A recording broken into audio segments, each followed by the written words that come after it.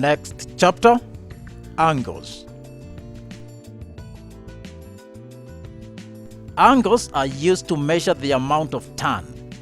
If you consider this blue line first, we will draw a similar line, but it's colored red. We put it on top of the blue line. And from this point, we will start turning through the red arm. At the moment, there is no turn. We say it's 0 degrees. We classify angles as follows. If we start turning that red arm, we have created an angle, and that angle is an acute angle. Acute angles fall between 0 and 90 degrees. If we keep turning the red arm, all these angles are still acute angles. We get to a point where it's now straight up. We say the lines are perpendicular to each other. We have created a right angle, and that equals to 90 degrees. If we keep turning past the 90 degrees, we are now into the field of obtuse angles, and these are between 90 and 180. So all these angles are obtuse angles. One more extra turn there, we have what is known as a straight angle, and that equals 180 degrees. We can go further around. We are now into reflex angles, and they are between 180 and 360 degrees. We are almost a full circle, and if we continue the next turn there, we are at 360 degrees, and we have turned a revolution or a complete circle.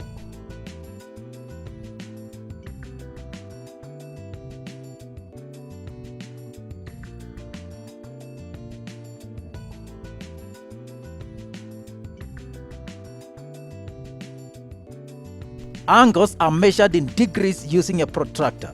On many occasions, a protractor has two scales marked from 0 to 180 degrees. There is an inside scale marked in an anti-clockwise direction, as well as an outside scale marked in a clockwise direction. But it doesn't really matter, because even if you have a protractor with a single scale like this one of mine, you just need to know the line on which to place the protractor. In fact, on my part, I prefer this one because there can't be any confusion on the angles or the scale to be used. So generally, when measuring an angle, what you do is put the center of your protractor on the vertex of the angle.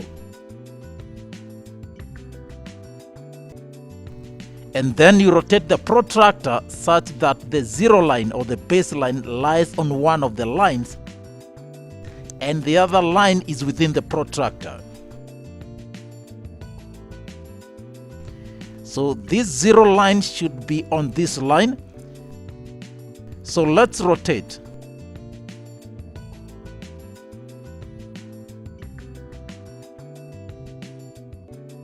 Alright, that looks just okay.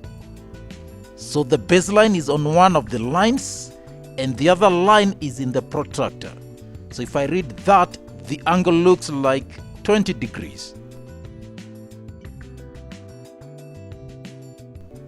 You can get another angle. Once again, place the center of the protractor at the vertex. We will then place the baseline on the protractor on this line, then rotate it.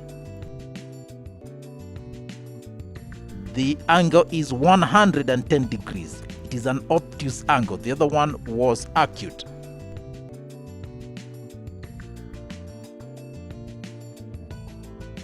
One more. Put the center of the protractor at the vertex. Rotate the protractor, and that looks like 81, 82 degrees. And that's pretty much about measuring angles.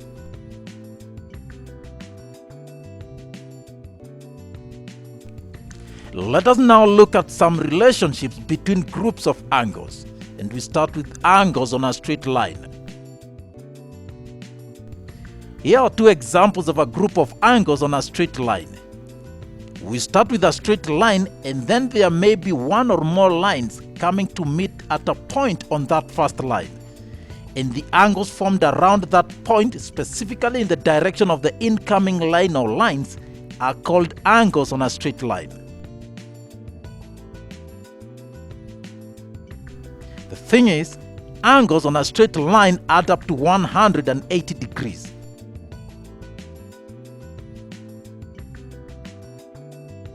So if you have an obtuse angle 100 degrees and an acute angle x on a straight line, notice that I'm already using the terms we've learned. Obtuse angle 100 degrees and an acute angle x are two angles on a straight line, so they must add up to 180 degrees. We find x. We say 100 plus x is equal to 180. Then x is equal to 180 minus 100, and x is equal to 80 degrees.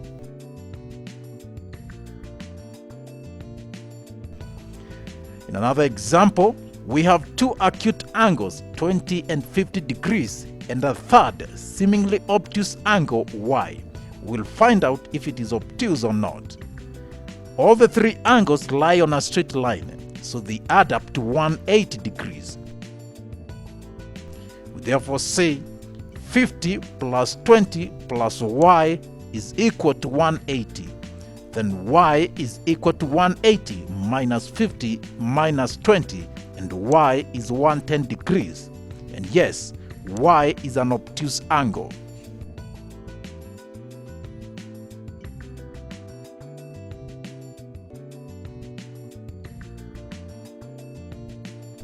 Next, vertically opposite angles.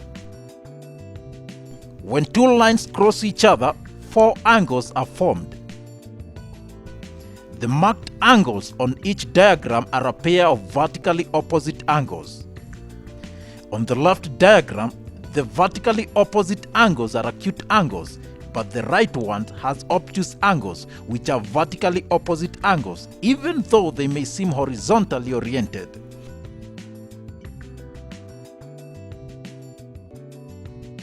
The thing is, vertically opposite angles are equal.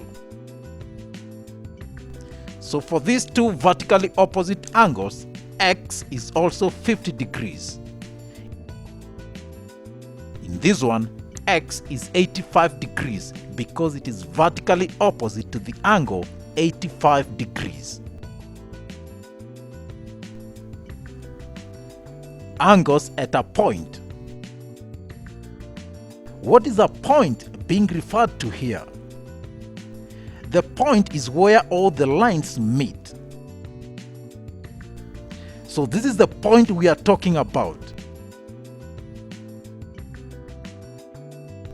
So when we say angles around a point, these are the angles we are describing. The left diagram has two angles and the right one has three angles. The thing is, angles around a point add up to 360 degrees. So if you have two angles at a point, the reflex angle is 240 degrees and the obtuse angle is x. We can find the size of x. We simply say 240 plus x is equal to 360 degrees. Then x is equal to 360 minus 240, and x is 120 degrees.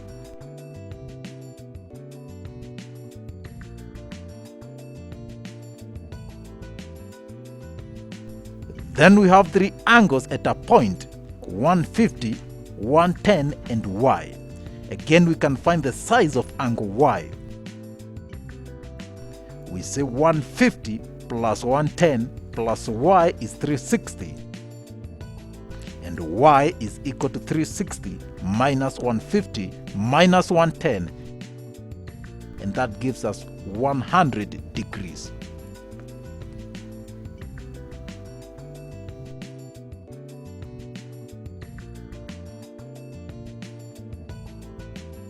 Next, let us look at some terms that strictly describe a pair of angles. These include vertical, supplementary, and complementary angles. We have seen that when two lines cross one another, there are four angles. Let's label them A, B, C, and D. The angles opposite one another are the same. A and C are the same size. B and D are equal. We have called this pair of angles vertical.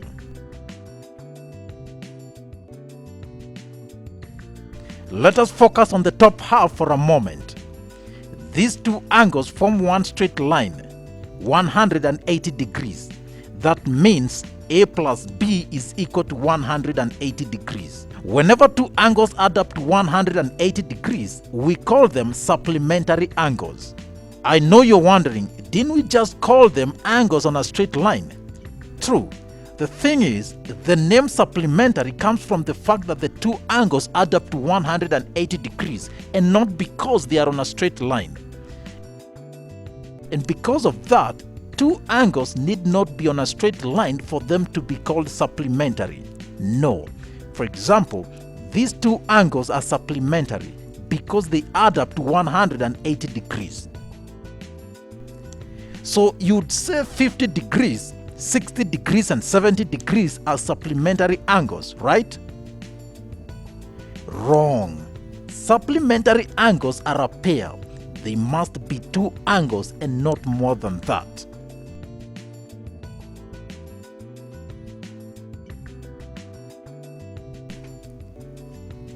Next, let's look at this right-angled triangle. The angle is 90 degrees. Let's call the other two angles A and B. Since the sum of any triangle equals 180 degrees, we have A plus B plus 90 is equal to 180 degrees. If you subtract 90 degrees from both sides, you get A plus B is equal to 90 degrees. Any two angles that add up to 90 degrees are called complementary angles. An easy way to remember this: if someone says something and you completely agree with them, you might say, "You're right."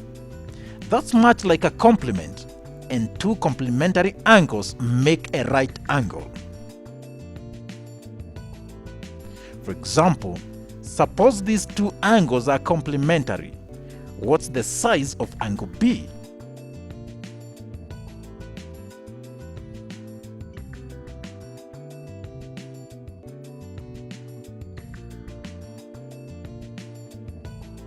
Next, parallel lines and transversals.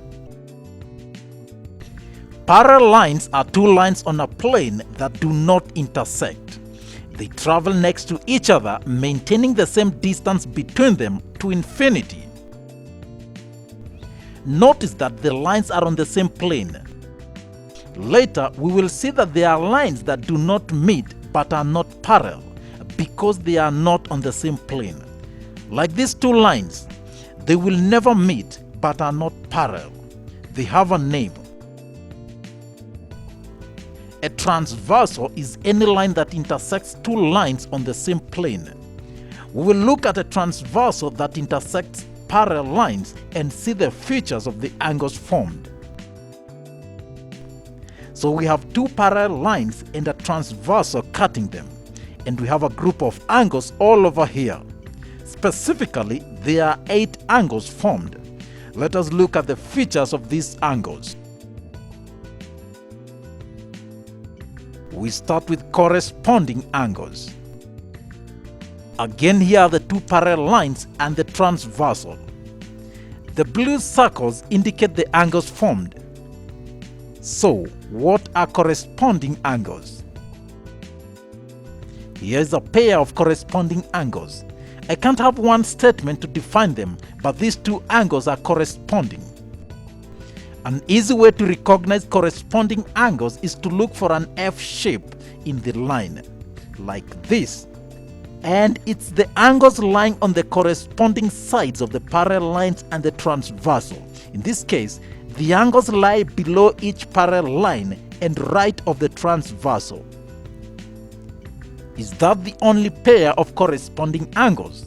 No. We can have angles below each parallel line, but this time to the left of the transversal. These are also corresponding angles.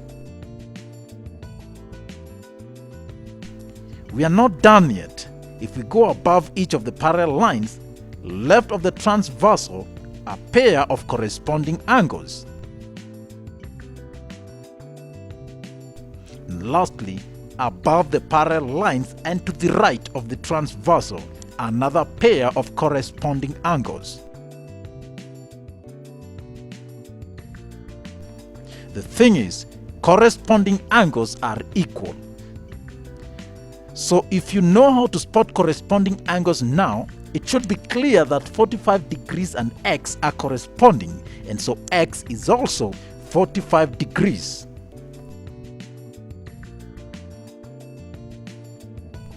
Next, alternate angles.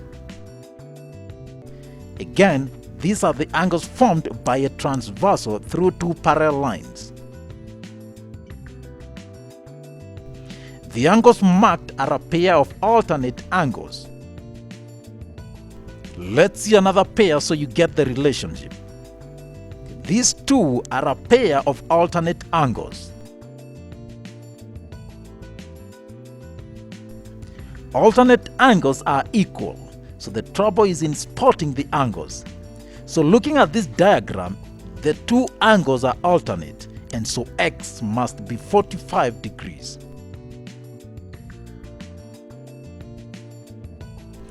Here again, the angles are alternate, and x must be 135 degrees.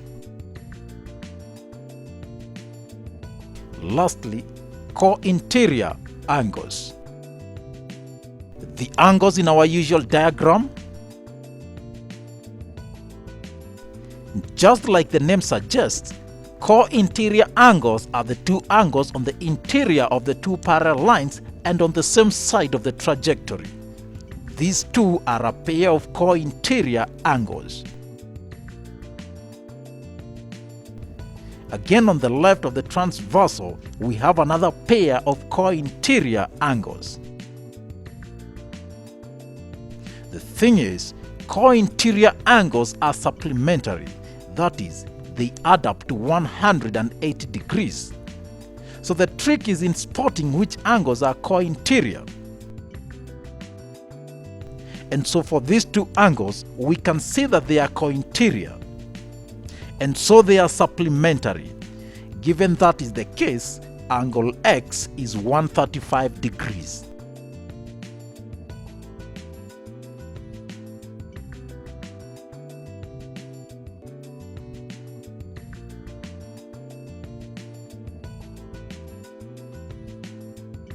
I think one of the problems with math is if you aren't strong in it, you end up with weak spots in the foundation. And so if you want to build on that, if you want to go in and major in it or to do honors in it, you really do need a solid foundation. And so if you don't have it, if you've had a bad experience with math, you tend to sort of slough it off, and that's a serious mistake, I think. I believe with the right resources and help, most people can learn most of the math that they need to learn. But in almost any class that you go into, you need to make sure that you're at the starting point. People come in with different backgrounds, different preparations, and so you're not all on the first day at exactly the same place. And so you can go on and learn math. You may need tutorials, you may need tutors, etc., to get your foundation solid so that you can build the next course on it. But math is not so complicated that most people can't learn high school math and certainly the introductory courses in university.